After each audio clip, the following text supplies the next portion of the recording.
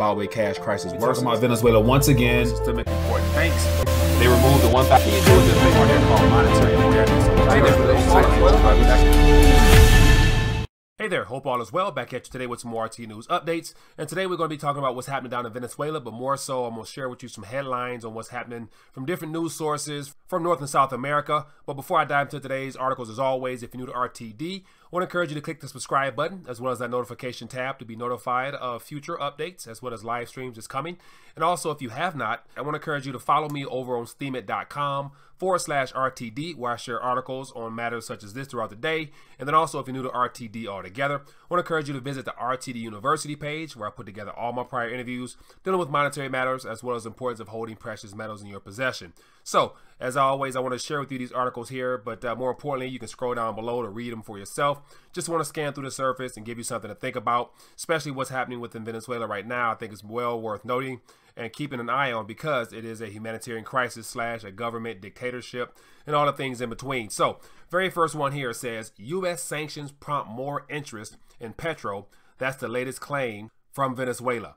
So as I scroll through here, give you an idea what's going on here. As you're all aware of, President Trump made an executive order stating that citizens within the country could not purchase the Petro coin. And according to this source here, it's reported that within Venezuela, Maduro is saying that those sanctions actually helped out the sales of the Petro. So I'll share with you a little bit what's going on here. But it says Trump helps Petro. Pena, who's Venezuela's executive secretary of Blockchain Observatory, reportedly told the newspaper that President Trump's ban on Americans being able to buy the Venezuelan token has turned out to be free publicity.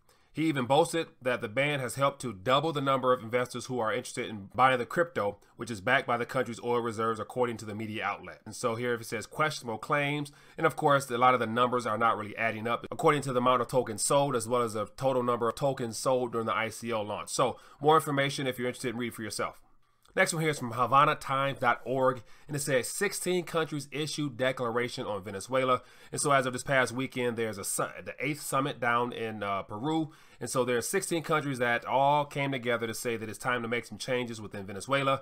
And so here, give you an idea what's going on here. It says 16 countries of the Americas meeting in Lima in the framework of the 8th Summit of Americas on Saturday issued the declaration of Venezuela to make an urgent call to the Venezuelan government so that its elections are carried out through a free, fair, and transparent process. Says the statement was issued by the heads of state of Argentina, Bahamas, Brazil, Canada, Chile, Colombia, Costa Rica, Guatemala, Guyana, Honduras, Mexico, Panama, Paraguay, Peru, St. Lucia, and Vice President of the United States, Mike Pence. So you scroll down a little bit more. It says Maduro says that the summit was a total failure.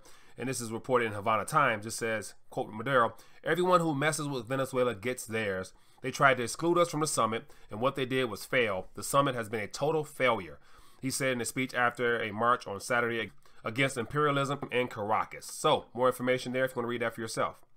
Next one here is more on the summit. It says the Lima group and the U.S. will not recognize Venezuela May 20 elections. So that same group of countries I named, all the representatives right here, these statements here seem to be guidelines that these countries have agreed upon in order to consider the election that's being held May 20th and down in Venezuela. So if you're interested, you can read some of these 7 statements for yourself.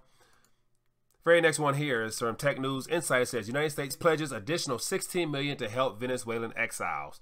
And so scroll through here, it talks about Vice President Pence was in Lima. It says Pence said as he met several Venezuelan opposition figures on Friday that more sanctions could be forthcoming.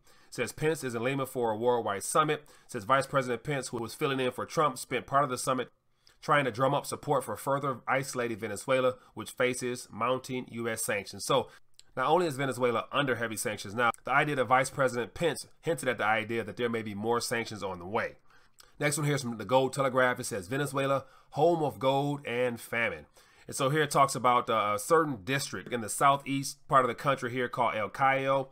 And it talks about how this area here is really rich in gold and has been recently taken under control by the military there with the idea of extracting more gold. So it said approximately 8,000 tons of gold were extracted as of last year. And so over the last couple of years or so, they've been getting more gold out of the ground there. So I guess this area here is a complete hellhole, according to this article here.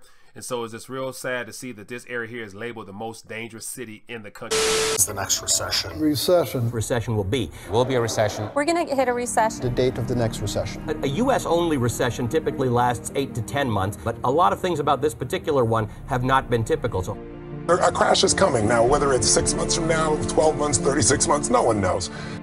I go to bed every night, I dream of another recession. If you know what to do, if you have the right plan to set up, you can make a lot of money from this.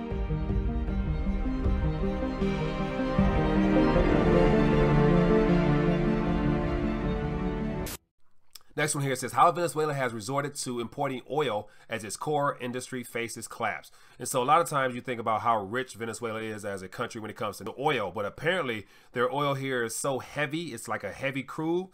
They typically use dilutants to make the oil a lot lighter, but apparently they're running out of that as well. So it looks like they're importing a lot of oil, but yet because the gasoline price is so cheap in that country, it's basically an equivalent of giving it away free. So to give you an idea what's going on here, it says the long queues for food and medicine in Venezuela are now well documented, but lines of cars waiting outside petrol stations, something that would have been unthinkable a few years ago when petrol cost 1 cent per liter, are becoming more common.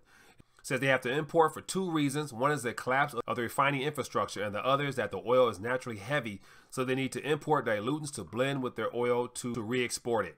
Says one of the craziest things is the part of Venezuela's imports is for the domestic market, but given its price, they practically give gasoline away for free.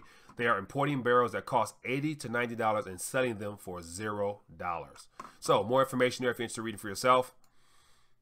Very last article here says Maduro still insists that the Petro will save Venezuela from the Gringos. So as of always, here he's trying his best to hold on to his role as president there. And so here he's talking about it will be a Gringo colony. Venezuela will never be a Gringo colony as long as it lives, the incumbent president said when speaking about his rival plans. So it says President Maduro's Petro doesn't appear, at least from the outside, to have benefited the country directly, despite his insistence that the ICO backing up the currency made $5 billion in its initial sale. So as always, and as I mentioned earlier, the numbers are very skeptical, but this is what's happening in the mainstream news. I thought I would share this with you guys, give you something to think about with regards to what's happening in Venezuela.